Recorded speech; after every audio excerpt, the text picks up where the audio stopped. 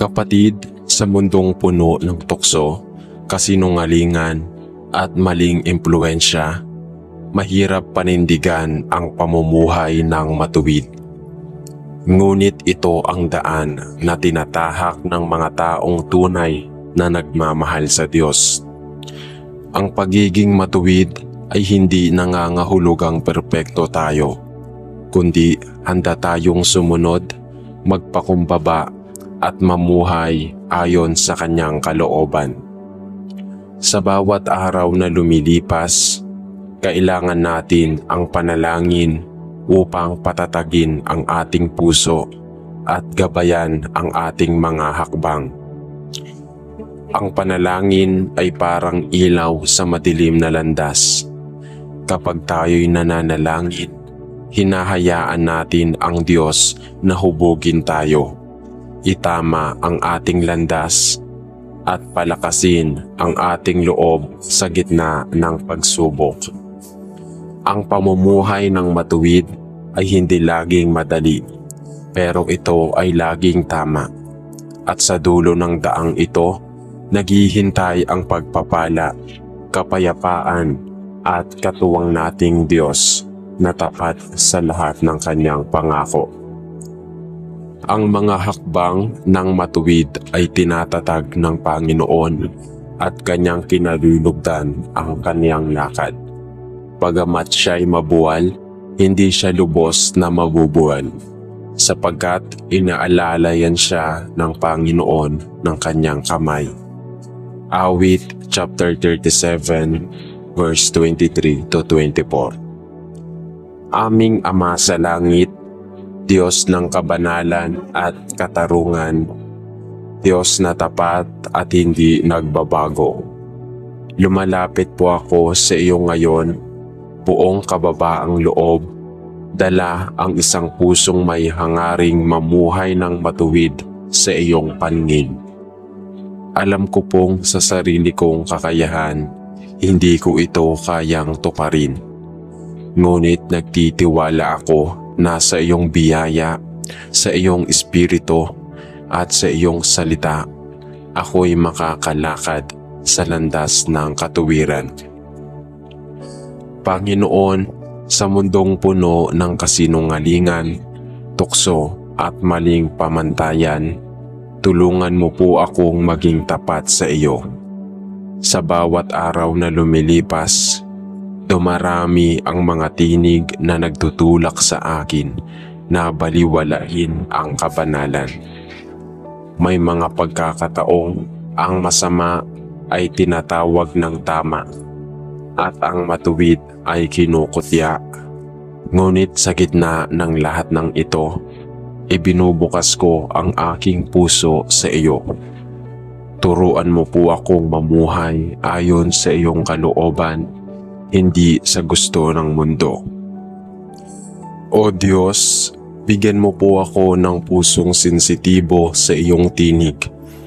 Sa mga desisyong ginagawa ko araw-araw, sa trabaho, sa paaralan, sa tahanan, sa lihim kong mga iniisip at damdamin, ipakita mo po sa akin kung ano ang tama.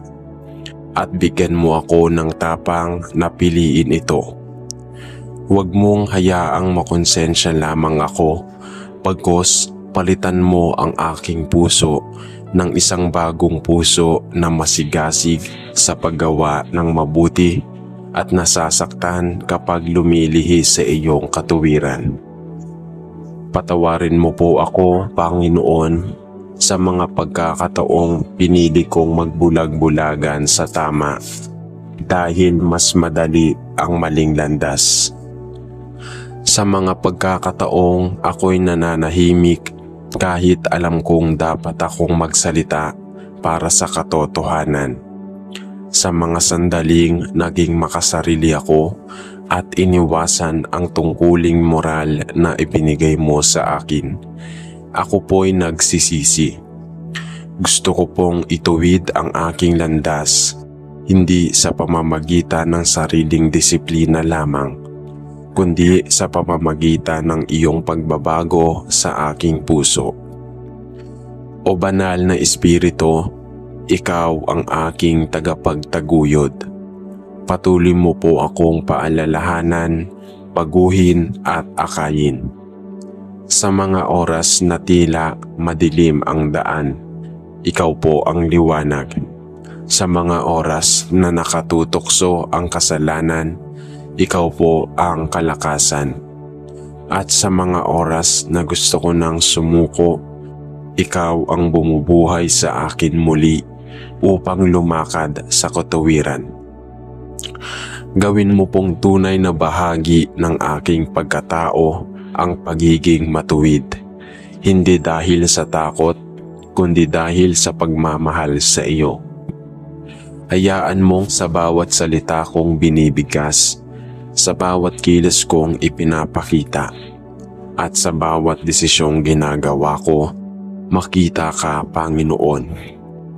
Huwag mo pong hayaang maging maimbabaw ang aking kabanalan. Nais ko pong mamuhay ng matuwid, hindi lamang sa paningin ng tao, kundi higit sa lahat sa paningin mo. At kung darating ang panahon ng pagsubok, kapag ang tama ay may kaakibat na sakripisyo, kapag ang matuwid ay tila mahirap na tahakin, palakasin mo po ako. Ipaalala mo sa akin na mas mahalaga ang kaluguran mo kaysa sa kahit anong pakinabang ng mundo. Sapagkat ang puso mong nalulugod sa katuwiran ay mas mahalaga kaysa sa palakpak ng tao. Panginoon, gawin mo pong buhay na patotoo ang aking pagkatao. Hayaan mong ang aking pamumuhay ay maging liwanag sa iba. Naway sa pamamagitan ng iyong pagkilos sa akin, mahikayat din ng iba na lumapit sa iyo at mamuhay ng matuwid. Ito po ang panalangin ng isang pusong naghahangad ng kabanalan, hindi upang magmalinis, kundi upang maging karapat-dapat sa pagtawag mong anak. Salamat sa iyong walang sawang biyaya. Sa iyo po ang lahat ng papuri, pagsamba at pasasalamat. Sa pangalan ni Jesus na siyang ganap na katuwiran, ako'y nananalangin. Amen. Aming Amang nasa langit, sa iyo po ako lumalapit ngayon. Bitbit ang isang pusong inaamin ang kahinaan, ang limitasyon at ang mga pagkukulang nito. Sa mundong ito na puno ng tukso at kalituhan, napakaraming pagkakataon na ako'y nadadala ng sariling kagustuhan at damdamin kaysa sa tahimik mong tinig na nananawagan sa katuwiran. Ngunit sa kabila ng lahat, Panginoon, narito po ako ngayon, muling humihingi ng tulong, humihingi ng liwanag at higit sa lahat, humihingi ng lakas upang manatiling matuwid sa harap mo. O Diyos ng katotohanan, alam mo po kung gaano kahirap ang mamuhay ng matuwid sa gitna ng mga pangyayaring tila taliwas sa kabutihan. May mga oras na ang kasalanan ay mas madaling daan, mas mabilis na solusyon at mas kaakit-akit na hakbang. Ngunit ipinapaalala mo sa akin, Panginoon, na ang katuwiran ay hindi nasusukat sa ginhawa, kundi sa katapatan sa iyo. Tulungan mo po akong piliin ang tama kahit masakit, kahit mahirap, kahit ako lamang ang lumalaban para dito. Sa oras ng tukso, Panginoon, maging mabilis ang iyong tinig sa aking isip at puso. Ipaalala mo sa akin ang iyong mga pangako. Ipaalala mo sa akin ang bunga ng pagsunod at ang pait ng pagsuway. Palakasin mo ang aking loob na tumanggi sa kasalanan kahit ako'y tinutukso ng kalayaan, yaman, kasikatan o pansamantalang kasiyahan. Turuan mo po akong tumingin sa krus ni Kristo. Doon ko nawa muling makita ang tunay na halaga ng katuwiran na ito'y binayaran ng dugo ng walang kasalanan para sa kaligtasan ng tulad kong makasalanan. Panginoon, sa mga pagkakataong ako'y napapagod, nanlulumo at tila gusto nang bumitaw sa paglakad ng matuwid na landas, yakapin mo po ako. Minsan, hindi ko na makita kung ano ang tama sa gitna ng ingay ng mundo. Ngunit sa iyo ko inuukol ang tiwala ko. Sa katahimikan ng pananalangin, bigyan mo ako ng direksyon. Sa gitna ng paghihirap, ituro mo sa akin ang iyong kamay na patuloy na gumagabay. Kung ako man ay nadapa, Panginoon, huwag mo akong pabayaan. Sa halip, itayo mo ako at linisin. Turuan mo akong huwag mawalan ng loob. Palakasin mo ang aking pananampalataya na kahit ilang ulit akong madapa, may pagkakataon akong bumangon sa iyo at muling magpatuloy sa paglalakad sa daan ng katuwiran.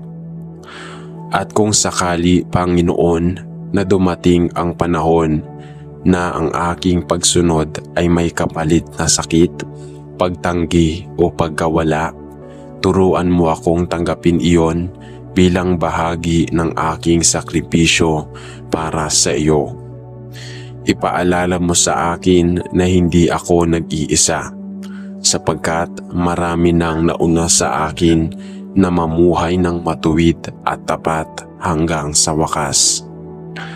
Bigyan mo ako ng puso na tapat at paninindigang matibay, isang pusong pipiliing maging matuwid hindi para sa sariling karangalan, kundi para sa iyong kaluwalhatian.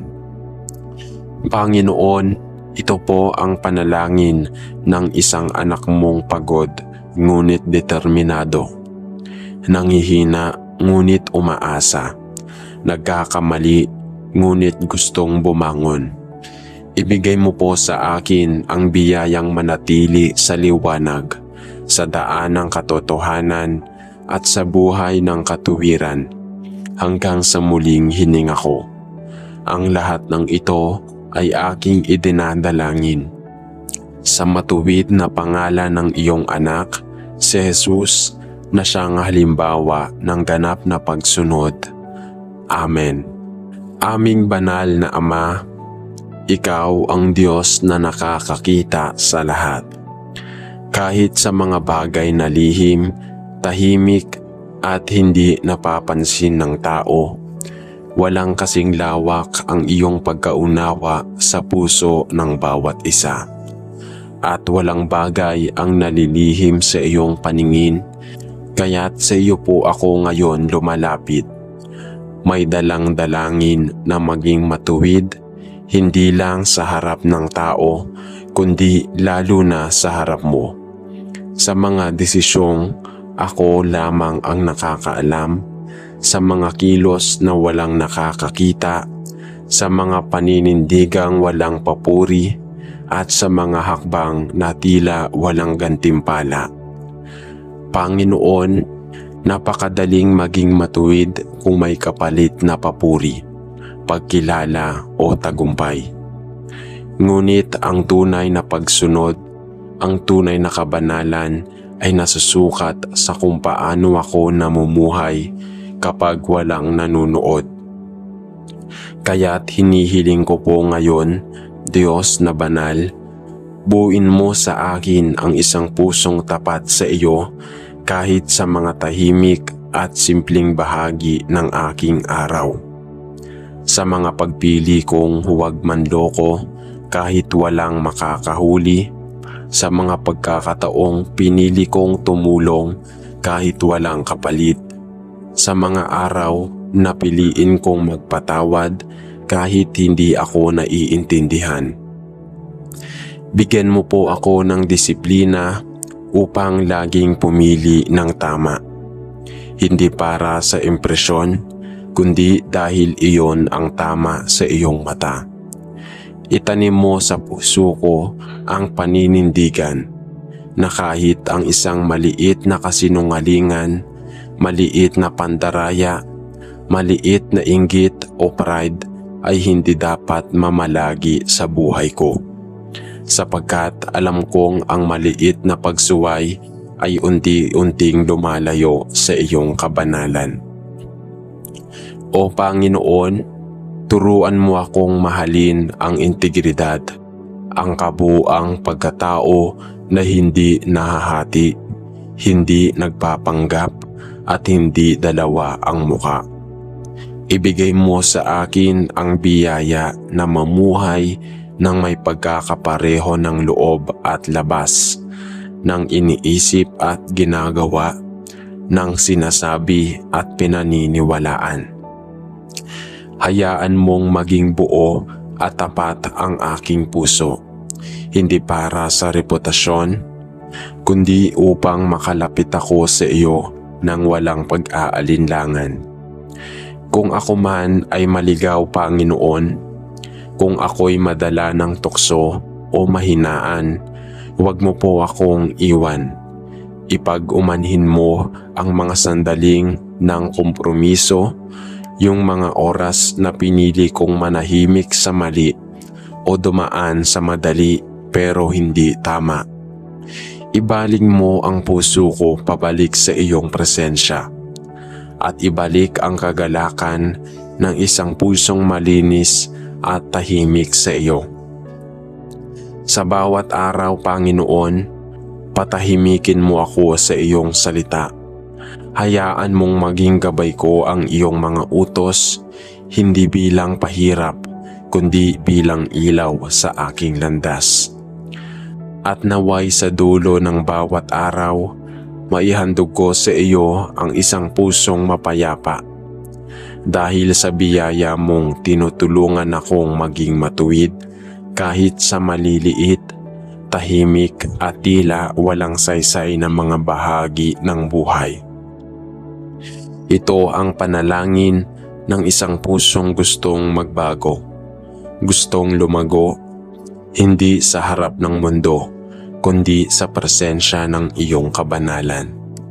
Sa pangalan ni Jesus, ang aming Panginoon at halimbawa ng ganap na katuwiran, ako'y nananalangin.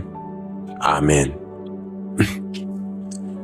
Aming Diyos na makapangyarihan sa lahat, sa iyo ko po itinataas ang aking sarili ngayon, buong puso, buong isipan, at buong kaluluwa. Sa gitna ng mundo na tila patuloy na humihila sa amin palayo sa iyo, sa mundong tinatanggap ang mali bilang tama, ikaw po ang aking sandigan. Hindi ko po kayang lumakad ng matuwid kung ako lang ang aasahan ko. Kung sarili ko lamang ang gigising sa araw-araw upang pumili ng tama, sa kabila ng lahat ng sumisigaw ng kabaliktaran. O Diyos, palakasin mo po ako. Palalimin mo ang aking ugat sa iyong salita upang anuman ang ihip ng impluwensya ng mundo ay hindi ako matitinag. Turuan mo akong magsuri, hindi base sa uso, sa opinyon ng iba o sa dami ng gumagawa, kundi base sa katotohanan ng iyong salita. Bigyan mo ako ng mata na nakakakita sa kasalanan kahit ito'y nakabalot sa kagandahan. Bigyan mo ako ng puso na ayaw sa kompromiso kahit ito'y madali at tanggap ng lipunan. Sa mga panahong inaanyayahan akong sumabay sa agos ng mundo, sa paraan ng pananalita, sa pagpapatawa, sa pagtingin sa relasyon, sa paggamit ng social media, sa pakikitungo sa kapwa, Panginoon, muling buuin mo ang damdaming may takot sa iyo. Huwag mo akong hayaang mabuhay sa paunti-unting pagbabaliwala sa tama. Ipaalala mo sa akin na ang pagiging matuwid ay hindi tungkol sa pagiging perpekto, kundi sa pagpili mong sundin araw-araw. Sa maliliit at malalaking desisyon ng buhay, Panginoon, alam ko pong hindi madali ang mamuhay sa iyong katuwiran. Hindi ito popular, hindi ito palaging may gantimpala dito sa lupa. Ngunit naniniwala ako, O Diyos, na ang gantimpalang nagmumula sa iyo ay higit pa sa anumang pwedeng ialok ng mundong ito. Kaya't hinihiling ko, Panginoon, gabayan mo ako sa bawat takbang upang sa aking trabaho, sa aking tahanan, sa aking mga kaibigan, sa aking pamumuhay bilang anak mo, ay makita nila ang iyong liwanag na gumagawa sa buhay ko. Turuan mo akong maging matuwid, hindi lang para sa aking sarili, kundi bilang patotoo sa iba. Naway sa aking simpleng pamumuhay, may masalubong akong mga taong makakakilala sa iyo, na sa aking paninindigan para sa tama, may ibang mahikayat din na lumapit sa iyo. Tulungan mo akong maging asin at ilaw sa mundo, hindi para mapansin, kundi upang ikaw ang maparangalan. At sa mga pagkakataong ako ay madapa dahil sa kahinaan, dahil sa pressure, dahil sa pagkalito, yakapin mo po ako, Panginoon. Ituwid mo ang aking mga hakbang, ibalik mo ang direksyon ko patungo sa iyong kalooban. Bigyan mo ako ng kapatawaran at ng bagong simula, sapagkat alam ko pong sa iyo laging may pag-asa at panibagong pagkakataon upang mamuhay ng ayon sa iyong plano. Ito po ang panalangin ng isang anak mong nais manatiling matuwid sa gitna ng mundong pabago-bago. Manahan ka po sa aking puso, sa aking isip at sa aking pagkatao, upang ang buhay ko ay maging buhay na karapat-dapat sa iyong pangalan. Sa ngalan ng iyong anak na si Jesus, na siyang daan, katotohanan at buhay, ako'y nananalangin. Amen.